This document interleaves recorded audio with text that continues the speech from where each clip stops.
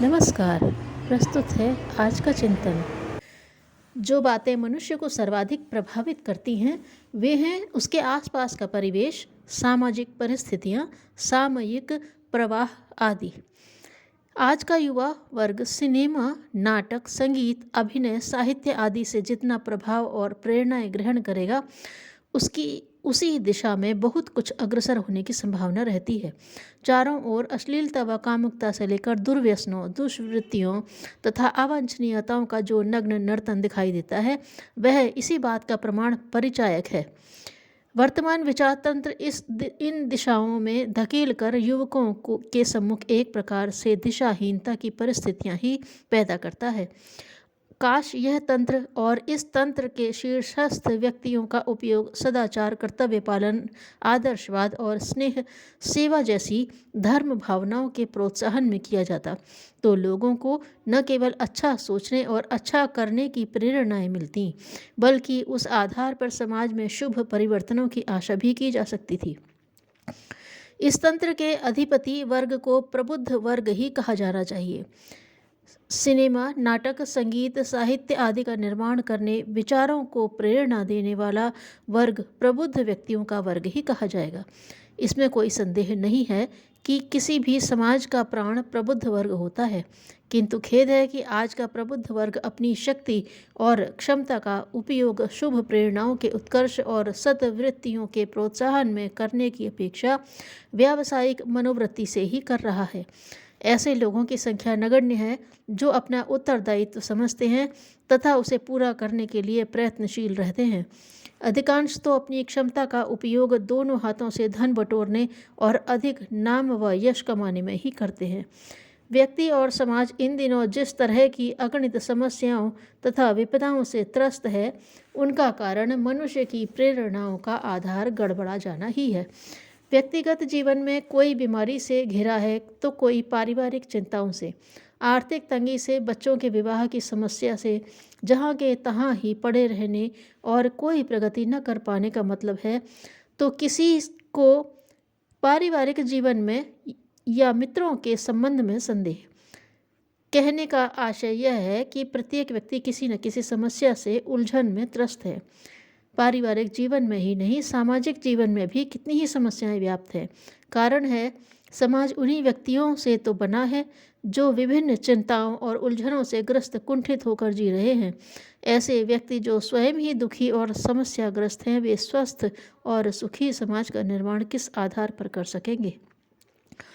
स्थिति पर गंभीरतापूर्वक मनन किया जाए और कारणों को ढूंढा जाए तो इसी निष्कर्ष पर पहुंचना पड़ता है कि इन समस्याओं के कारण बौद्धिक या वैचारिक हैं। यदि मनुष्य के विचार सही दिशा में विकसित होकर आस्थाओं का रूप ले सकें तो उसको रीति नीति और क्रियाकलापों का निर्धारण उन्हीं के अनुसार होने लगेगा।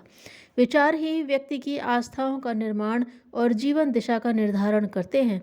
यदि अच्छे विचारों से संपर्क रहेगा तो अच्छी आस्थाएं विकसित होंगी तथा विचारों का स्तर और संपर्क निचले स्तर का होगा तो उसकी रीति नीति तथा कार्य पद्धति भी उसी के अनुसार होगी। इसलिए बुरे कार्यों में प्रवृत्त और कर्मों में लिप्त लोगों को दुर्बुद्धिग्रस्त कहा जाता है। अन्याय, अपराध, आलस्य, असंयम और आवेश मनुष्य को सभी पथभ्रष्ट करते हैं और उसकी बुद्धि पतनोन्मुख हो जाती है।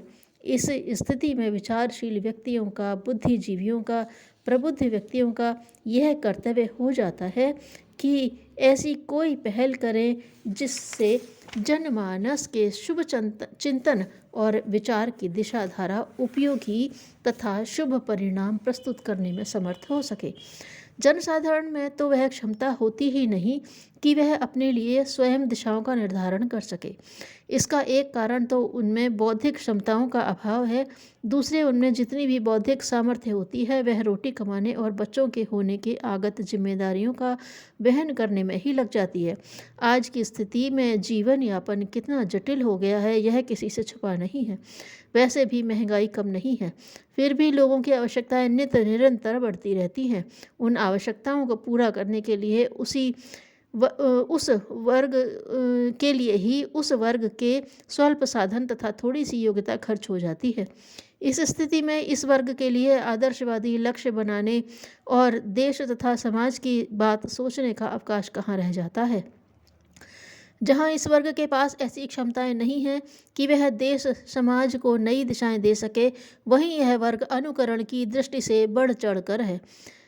अपने से ऊंची और अच्छी स्थिति के लोगों को वह जैसा सोचते और करते हुए देखता है, उसकी नकल करने के लिए तत्काल होड़ लगा लेता है। यह वर्ग या तो अपने से बुद्धिमानों की नकल करता है अथवा अपने से धनवानों की।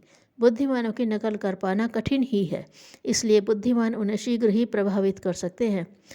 एक तो प्रबुद्ध वर्ग आर्थिक दृष्टि से भी उनकी अपेक्षा कुछ अच्छी और ऊंची स्थिति में रहता है। दूसरे लोग अपनी समस्याओं का हल ढूंढने और परामर्श लेने के लिए भी प्रायः उन्हीं के पास जाते हैं। प्रबुद्ध वर्ग समाज का कर्णधार है। यह कहने और मानने में राई रत्ती भर संकोच या संदेह की गुंजाइश नहीं है, लेकिन इस वर्ग के सदस्यों की प्रखर प्रतिभा तभी सार्थक कही जा सकती है जब वह अपनी आकांक्षाओं और स्वार्थों की सीमा से आगे बढ़कर देश, धर्म, समाज तथा संस्कृति के संबंध में भी सोचने और करने लगे। प्रबुद्ध जन यदि इस तथ्य को गंभीरतापूर्वक समझने लगें और यह मानने लगें कि हम देश और समाज के कर्णधार हैं, तो उन्हें सार्थक तथा उपयोगी चिंतन की आवश्यकता अनिवार्य लगने लगेगी। थोड़े से प्रबुद्ध व्यक्तियों ने समय की मांग को समझा, जो स्वार्थ और विलास को ठोकर मारकर कुछ हजार भिक्षु उठे तथा देखते ही देखते पूरे एशिया में विवेक बुद्धि की विजय पताका फहराने लगी। 2000 वर्ष में विश्व की 1/3 जनता को ईसाई धर्म में दीक्षित कर लेने का श्रेय ईसा के कुछ प्रबुद्ध शिष्यों को ही है।